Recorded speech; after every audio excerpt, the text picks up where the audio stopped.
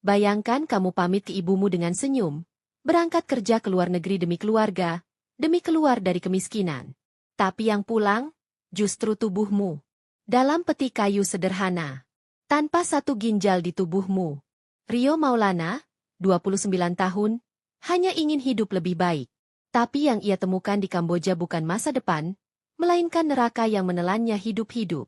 Ia ditipu agen, dikurung, lalu dipaksa masuk ruang kotor tempat organ tubuhnya diambil, tanpa bius, tanpa ampun. Cerita ini kami angkat dari kisah nyata yang dimodifikasi demi membuka mata banyak orang tentang gelapnya sindikat perdagangan manusia yang menargetkan anak bangsa. Jangan biarkan kisah seperti ini terjadi lagi. Tonton sampai habis. Dan kalau kamu peduli, klik like, tekan subscribe, dan bagikan video ini ke sebanyak mungkin orang.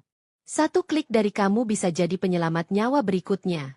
Namaku Rio Maulana, usia 28 tahun.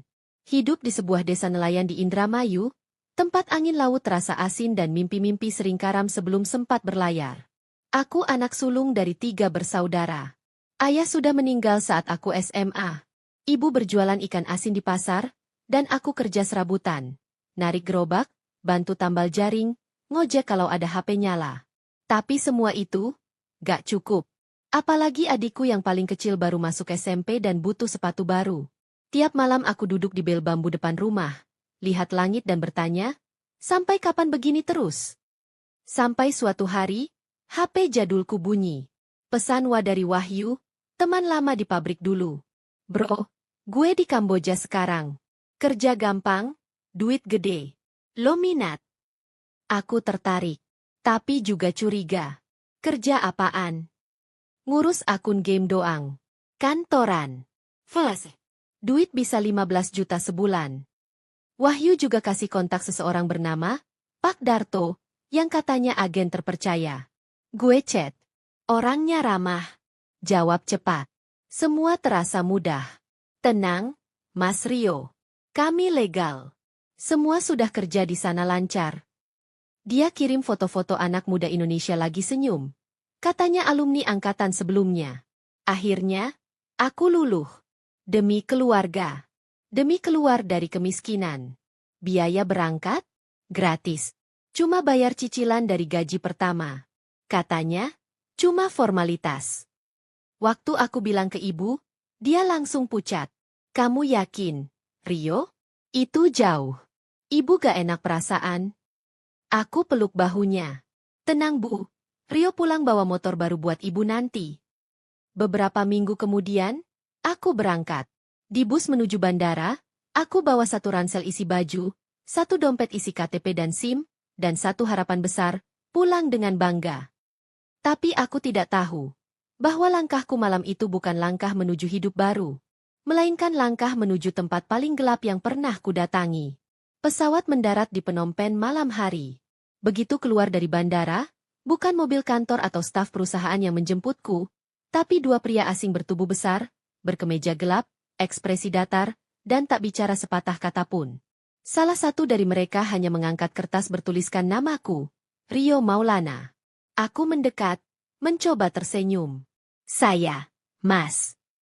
Mereka langsung mengambil pasporku. Tanpa bicara. Tanpa basa-basi. Aku sempat protes.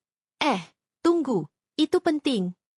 Tapi satu lirikan tajam dari mereka membuatku kaku. Entah kenapa, hawa di sekitar mereka, dingin. Seperti ruangan tanpa jendela. Aku dibawa naik mobil hitam tanpa logo. Di dalam, sunyi. Hanya suara AC yang mendesis dan jalanan asing yang kami lewati. Aku mencoba bertanya, ini langsung ke kantor ya? Mereka tak menjawab. Hanya tatapanku yang terpantul dari kaca jendela yang makin gelap. Sekitar 1 jam kemudian, mobil berhenti. Bukan di kantor. Bukan di apartemen. Tapi di depan bangunan tua bertembok tinggi, kawat berduri melilit puncaknya. Aku menelan ludah. Di dinding, tak ada papan nama. Hanya 1 kamera CCTV bergoyang perlahan, seakan menatapku. Pintu besi terbuka otomatis. Di dalamnya, lorong panjang dengan lampu remang-remang dan lantai semen berdebu. 1 pria berjenggot menunggu di ujung, lalu berkata datar. Masuk. Serahkan HP dan barang bawaan. Loh, saya mau kerja kantor, bukan ditahan. Satu tamparan mendarat di pipiku. Di sini, kamu cuma nurut. Aku terdiam. Tanganku gemetar waktu menyerahkan HP. Ranselku juga mereka geledah. Setelah itu, aku digiring ke sebuah ruangan besar tanpa sekat. Di dalamnya, puluhan orang duduk di kasur tipis. Sebagian hanya pakai kaos dalam, sebagian dia menatap tembok. Wajah-wajah Indonesia. Tapi semuanya kosong. Aku duduk di pojok. Seorang pria berambut cepak menoleh padaku. Baru ya? Aku angguk pelan. Dia mendekat, berbisik. Dengerin gue baik-baik. Jangan banyak tanya. Jangan coba kabur. Di sini gak ada pintu keluar. Aku menelan ludah. Suasana di ruangan itu seperti ruang tunggu. Tapi tunggu untuk apa? Malam pertama aku tidur di kasur lusuh.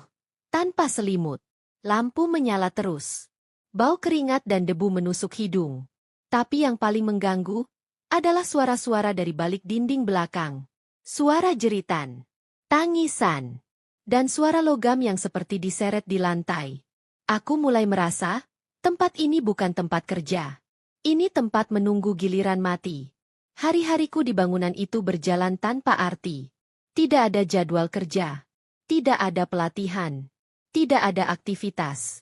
Setiap pagi kami dibangunkan pukul 6, disuruh baris di lorong, lalu diberi nasi dingin dan sebutir telur rebus. Setelah itu, hanya diam. Menunggu. Tapi menunggu apa? Tak ada yang tahu pasti. Tapi satu hal mulai terlihat. Satu persatu dari kami mulai menghilang. Hari pertama, ada pria asal Cirebon bernama Dika. Ia dipanggil ke ruang belakang karena katanya, ada pemeriksaan kesehatan. Dia jalan dengan tenang, senyum kecil di bibir. Tapi malamnya, kasurnya kosong. Besoknya, nama lain dipanggil. Lalu besoknya lagi. Setiap yang dipanggil, tak pernah kembali. Aku mulai gelisah. Nafasku tak lagi lega. Setiap malam, tubuhku gemetar karena suara-suara yang semakin sering terdengar dari belakang dinding. Jeritan yang tak tuntas. Teriakan, tolong. Dalam bahasa Indonesia. Dan, suara besi beradu yang menggores lantai. Aku mencoba bertanya ke salah satu penghuni lama, pria bernama Aswin. Badannya kurus, matanya cekung. Mas, yang diperiksa itu, pada kemana? Dia diam. Lalu menjawab pelan, lo nggak usah tahu. Tapi kalau besok nama lo dipanggil, kabur aja. Walau kemungkinannya kecil. Kabur kemana? Semua dikunci. CCTV di mana-mana. Aswin menatap lurus. Makanya, jangan sampai nama lo keluar. Malam itu aku tidak tidur. Aku hanya memandangi atap yang retak dan membayangkan wajah ibu dan adik-adikku. Mereka pasti menunggu kabar. Tapi aku bahkan tidak tahu apakah aku bisa pulang. Besoknya, jam 10 pagi, pintu besi terbuka lagi. Dua pria asing masuk, bawa clipboard dan menyebut nama satu persatu. Randy, Anton, Rio Maulana. Darahku langsung dingin. Aku berdiri perlahan.